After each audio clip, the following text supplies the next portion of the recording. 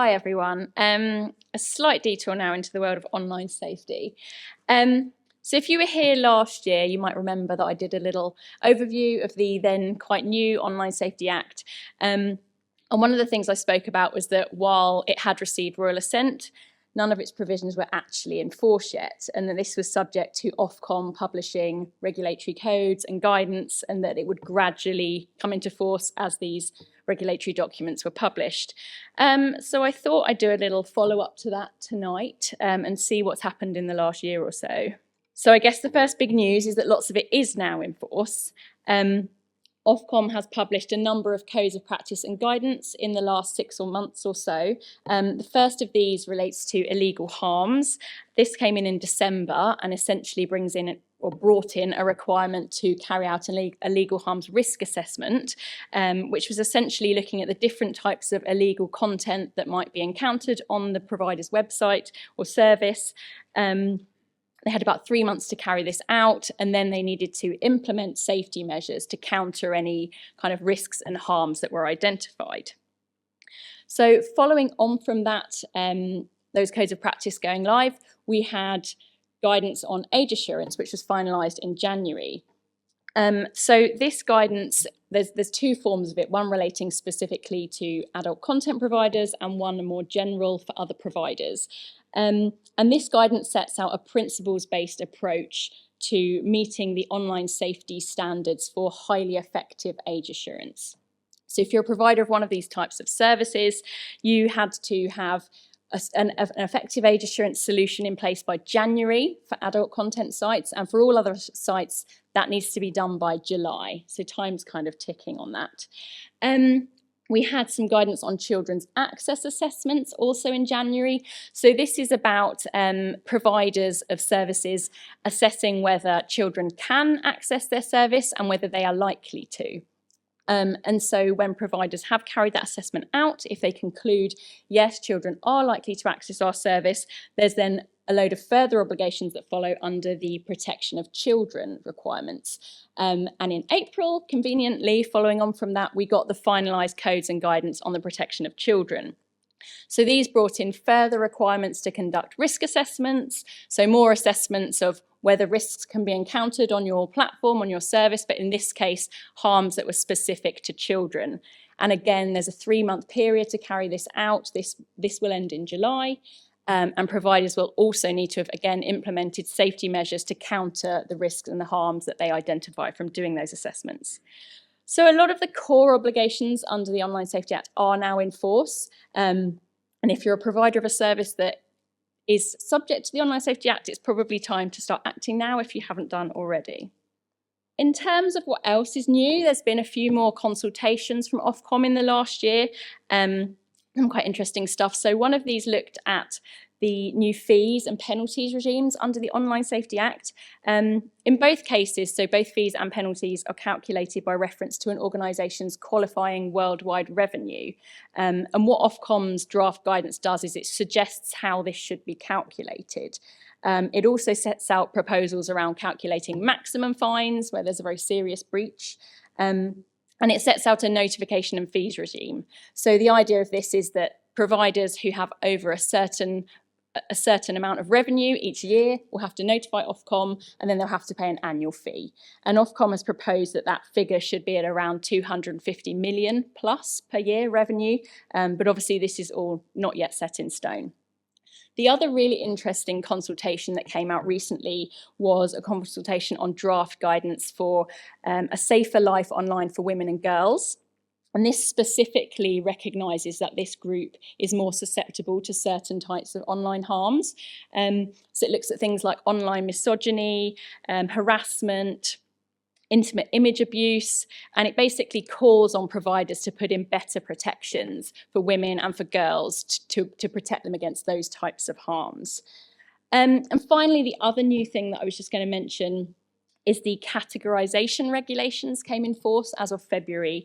For those who are familiar with the online safety regime, it essentially includes a system for categorising certain types of higher risk services. And we've got category 1, category 2A and category 2B. And this is based on certain characteristics, so the number of users they have, and also if they use certain types of kind of higher risk features, so things like content recommender systems. Because these services are considered higher risk if they're in one of these categories, they also have more significant obligations under the Online Safety Act. So these regulations, essentially what they do is confirm what is meant by each of those categories and what the number of users are, etc., that will apply for you to fall within those categories. Ofcom has also issued a number of RFIs to organisations to find out a bit more information about their services to help it determine whether they should be categorised and which of the categories they should fall into. And we're expecting Ofcom to publish a kind of final register of categorised services at some point in the next few months. So moving on to the more juicy stuff, what has Ofcom been up to as a regulator? What action has it been taking with its new powers under the Online Safety Act? So if you read about kind of what Ofcom's doing in this space, it does make a lot of noise about it taking its powers very seriously and that it'll be cracking down. And I think so far, I think it's fair to say that it's sort of living up to this. It's already issued 3 enforcement programs, and essentially what those are is it's Ofcom writing to certain types of organisations or sending them RFIs, asking for information about what are they doing to comply, maybe asking for copies of their risk assessments, so just getting a bit more information about what they're all doing. And as a result of these enforcement programs, which sort of only been launched in the last couple of months or so, Ofcom has already instigated 5 investigations against organisations that it wrote to. The first of these was an online suicide forum, and this was basically just to do with the fact that the forum hadn't responded at all to Ofcom, it hadn't responded to the RFI, it hadn't sent its risk assessment. So that was the first one that came pretty quickly after the finalised obligations came into force. Since then, we've seen 4 more investigations launched. They're all against providers of adult content sites.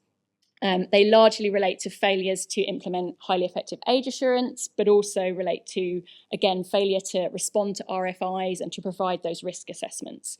So we can kind of see a bit of a pattern forming in these early investigations. There's a real focus on adult content sites in particular. In terms of actual enforcement, it's early days, so we haven't really seen anything under the Online Safety Act as such. But what we have seen is Ofcom taking some action under the legacy video sharing platform regime. This is a specific regime that only applies to those types of services that predates the OSA and is effectively incorporated into the OSA. So some providers in this space already had these kind of obligations. And in the last year, Ofcom has issued quite significant fines against both TikTok and OnlyFans. Again, this was to do with not responding to or not properly responding to statutory RFIs. And it also fined Mint stars, in this case for failures to appropriately protect children from restricted content. So you can see that although these enforcement actions aren't specifically under the Online Safety Act, they're very much in that space. And again, there's a real focus on providers of adult content. Finally, I just wanted to mention very briefly that we've already seen a challenge to the Online Safety Act. The Wikimedia Foundation announced just earlier this month that it's seeking leave to apply for judicial review of the categorisation regulations that I mentioned earlier.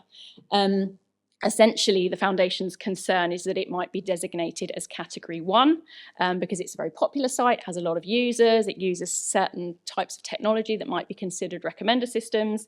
And if it is caught, it would be subject to the most significant obligations under the Online Safety Act. The Wikimedia Foundation thinks that this will really affect its global community of volunteers in a negative way, and also obviously doesn't have the same kind of resources as a kind of the big social media platforms and those sort of really large technology companies that you would maybe expect to be the ones falling within Category 1. So in summary, there's loads going on. We're already seeing investigations. There's new guidance coming all the time. And I expect we'll be back again next year to tell you what's happened in the following year. So watch this space. And on that note, I'm going to pass over to Jamie. Thank you.